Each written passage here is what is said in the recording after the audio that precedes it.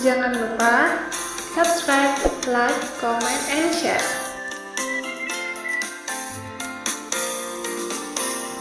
Video kedua pada pertemuan ketiga hari ini, kita akan melanjutkan pembahasan tentang apositif. Jadi apositif itu sendiri adalah suatu soal yang sering muncul, namun kadangkala kita sulit untuk membedakan apakah dia apositif atau bukan jika kita tidak mengetahui yang mana saja apositif itu. Maksud saya yang mana apositif itu. Nah, di contoh berikut saya akan berikan suatu contoh kalimat. Tom, a really good mechanic, is fixing the car. Jadi apositif itu adalah penjelas dari yang namanya subjek dari kalimat. Oke.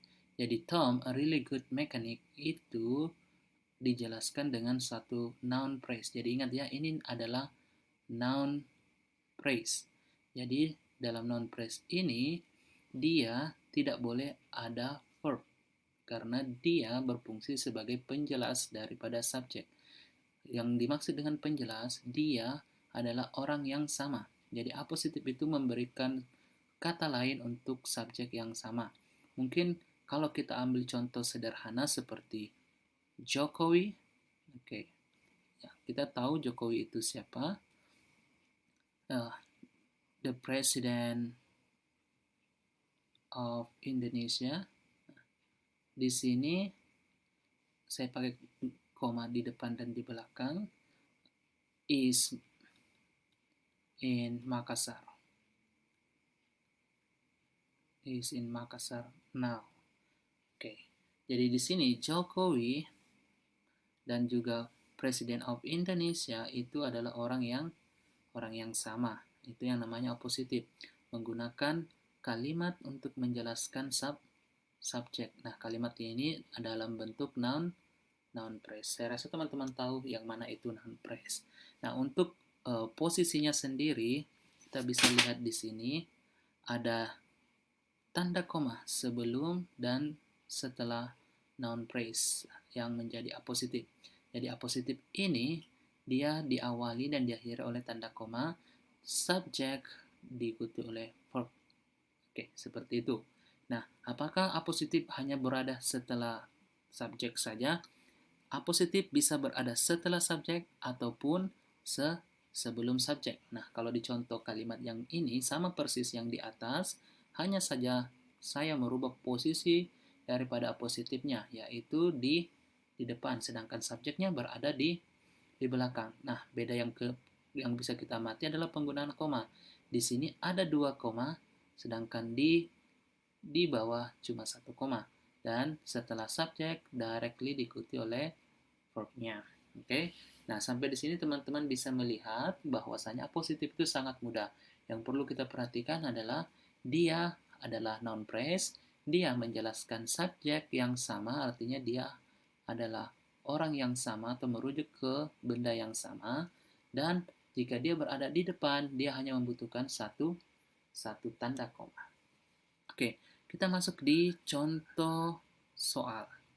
Tetracycline, antibiotics, are used to treat infection. Nah, kita tahu di sini adalah apositif. Kenapa? Karena ada 2 tanda koma. Di sini adalah subjek. Tetracycline. Nama lain untuk tetracycline apa?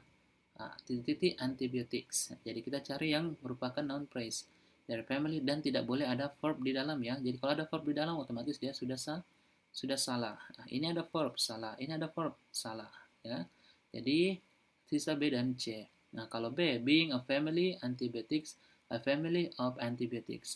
Di sini bisa saja, tapi dia ada kata of-nya di sini. A family of antibiotics. Ini bisa benar, tapi tidak ada of, berarti kalimat yang benar adalah Charlie, a family of. Oke, ini posisinya di belakang subjek. Nah, bagaimana kalau posisinya di depan subjek? Seperti contoh ini, an Alzheimer victim, former President Ronald Reagan. Jadi, koma di sini menjelaskan bahwa dia ini adalah apositif, menjelaskan subjek yang sesungguhnya itu former President Ronald Reagan. Jadi ini subjek, maka di sini kita butuh apa? Verb. Ini dia huruf kecil ya, sambung ya. Nah, di sini kita butuh verb. Nah, verbnya adalah subjeknya kita lihat tunggal, berarti verbnya harus yang tunggal. Atau kalau dia pas, dia harus verb verb 2 di sini. Stay ini untuk verb plural untuk present. Staying ini bukan verb kalau tidak ada to be-nya. Who ini dia merupakan bukan verb tapi dia menambah lagi clause, sedangkan ini cuma satu clause karena satu subjek saja di sini. Jadi yang tepat adalah kalimatnya stayed in the spotlight even after the symptoms began to appear. Oke.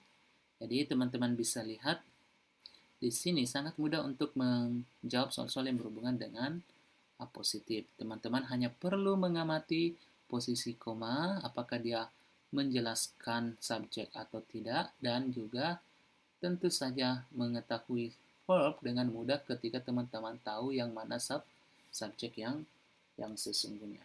Oke, itu saja materi kedua kita tentang apositif.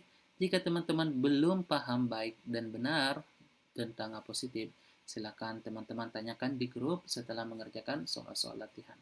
Saya Mr. Ismail, salam Millennial Academy.